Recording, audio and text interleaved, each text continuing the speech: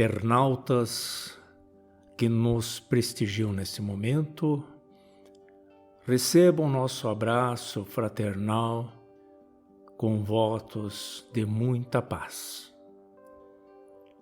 Afirma o espírito benfeitor Batuíra, na sua obra intitulada Mais Luz, que, na bigorna candente, os nossos pensamentos são burilados para o entendimento superior.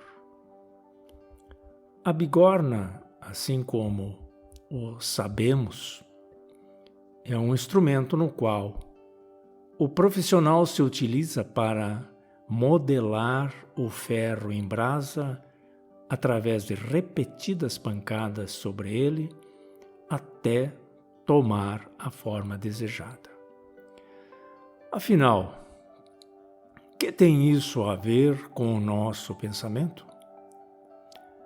É através do esclarecimento, das boas leituras, da repetição constante, do zelo com as nossas palavras, é que vamos aprofundando o entendimento de Deus e da sua justiça.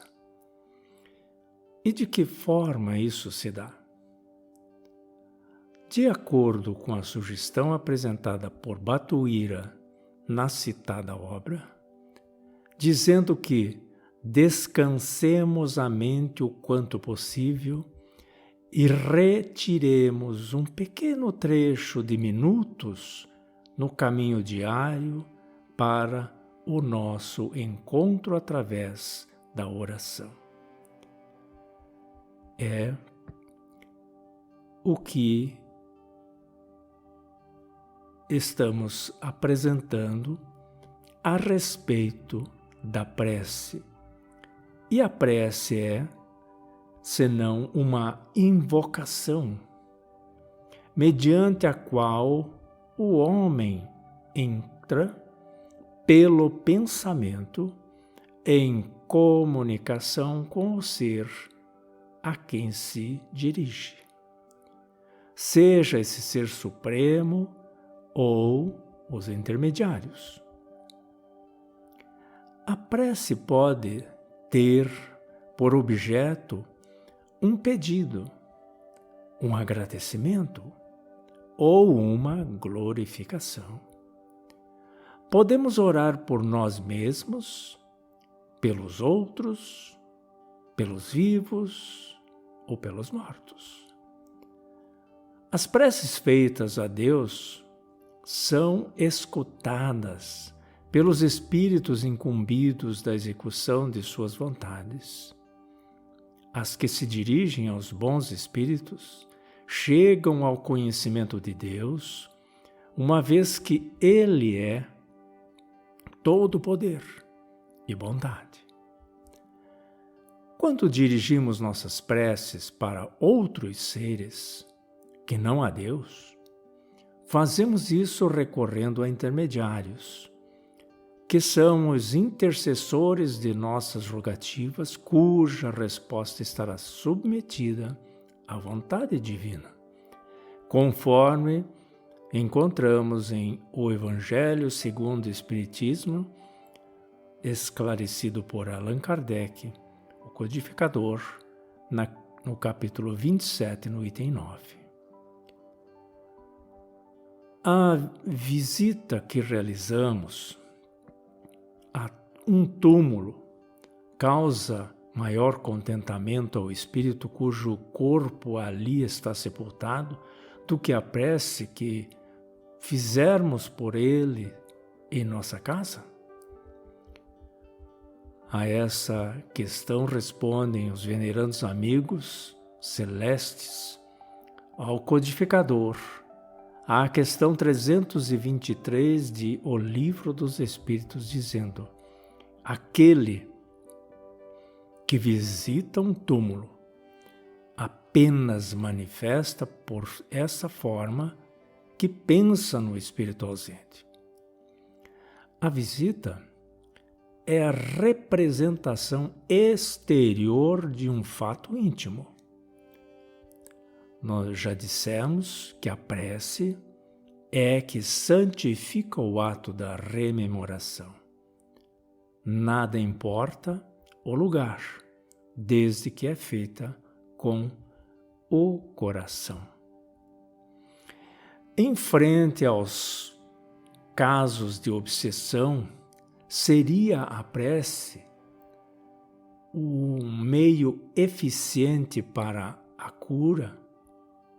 E, novamente, os espíritos respondem a Allan Kardec na questão 479.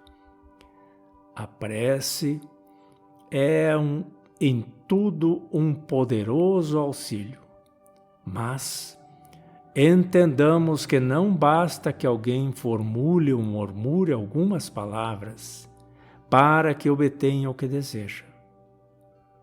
Deus assiste os que atuam, não os que se limitam a pedir. Pois indispensável que o obsedado faça, por sua parte, o que se torne necessário para destruir em si mesmo a causa da atração dos maus espíritos. Vemos nessa questão que é necessário que a vontade, atrelado ao esforço, permitindo ao envolvido pela presença maléfica de espíritos perseguidores, de se esforçar, anulando tais influências. Então, a ação é dos dois lados, tanto do que se prontifica a ajudar, quanto aquele que se prontifica a ser ajudado. Buscando outra vez a obra básica que citamos, vemos a seguinte questão apresentada por Allan Kardec, o codificador. Agrada a Deus a prece? E os espíritos instrutores que respondem a essa questão com muita propriedade, na pergunta 658, dizem que a prece é sempre agradável a Deus, quando citada ou ditada, melhor dizendo, pelo coração, pois para ele a intenção é tudo. Preferível-lhe é a prece do íntimo àquela prece lida, por muito bela que seja, se for lida mais com os lábios do que com o coração. Agrada-lhe a prece quando dita com fé, com fervor e sinceridade. Lembramos que também, ao fazermos alguma prece lida ou decorada, precisamos falar ou citá-la também com o sentimento, como assim ali é recomendado pelo Espírito em que formula a sua resposta. Não poderíamos nos furtar de outra questão apresentada em O Livro dos Espíritos a respeito da prece, para sabermos sobre o caráter geral dela. E os benfeitores respondem à questão 659 que a prece é um ato de adoração. Orar a Deus é pensar nele, é nos aproximarmos de Deus, é nos pormos em comunicação com ele. E concluem dizendo que 3 coisas são as que nós nos propomos, ou podemos nos propor por meio da oração, por meio da prece. 3 coisas: louvar, pedir e agradecer. Vemos aí que temos uma sequência, um encadeamento perfeito da oração, ou de uma oração, de uma prece, que segue praticamente os moldes da conhecida prece dominical, o Pão Nosso. Já na questão 660, o codificador deseja saber sobre o benefício da prece, perguntando se ela torna o homem melhor. E eles, os benfeitores, respondem com maestria, dizendo que sim, porquanto aquele que ora com fervor e confiança, vejam as duas palavras, fervor e confiança, se faz mais forte contra as tentações do mal. E Deus lhe envia bons espíritos para assisti-lo. Então é uma proteção. É este um socorro que jamais se lhe recusa quando pedido com sinceridade. Arma infalível. Gostaríamos de comentar sobre outro momento de oração, que é o culto do Evangelho no lar, ou simplesmente conhecido também hoje muito mais como Evangelho no lar. De acordo com Emmanuel, na sua obra Luz no Lar, o Evangelho no lar não é uma inovação, é uma necessidade em toda a parte onde o cristianismo lance raízes de aperfeiçoamento e sublimação. Quando o ensinamento do Mestre vibra entre as quatro paredes de um templo doméstico, os pequeninos sacrifícios tecem a felicidade comum. E Bezerra de Menezes, outro venerando apóstolo dos ensinamentos cristãos, no livro Temas da Vida, conclama que trabalhemos pela implantação do Evangelho no lar, quando estiver ao alcance de nossas possibilidades. Trazer as claridades, diz ele, da boa nova ao templo da família é aprimorar todos os valores que a experiência terrestre nos pode favorecer. E para a sua realização, basta que se escolha na semana um dia, um horário em que a família possa se reunir durante mais ou menos 30 minutos. As crianças também podem participar, podem fazer parte desta reunião. E pode ocorrer a presença de visitantes ocasionais, e nesse caso podem ser convidados a participar. Caso não sejam espíritas, devem ser esclarecidos sobre a finalidade da reunião.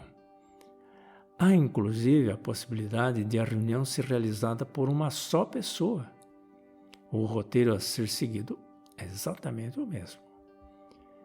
O culto, o Evangelho no lar, o Evangelho em casa,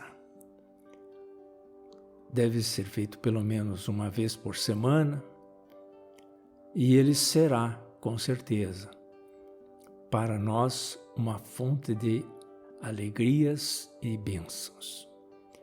Renovemos o contato com os ensinamentos de Jesus, tanto quanto nos seja possível, e não somente o lar que nos acolhe se transformará em celeiro de compreensão e solidariedade, mas também a própria vida se nos fará luminoso caminho de elevação, de ascensão à felicidade real.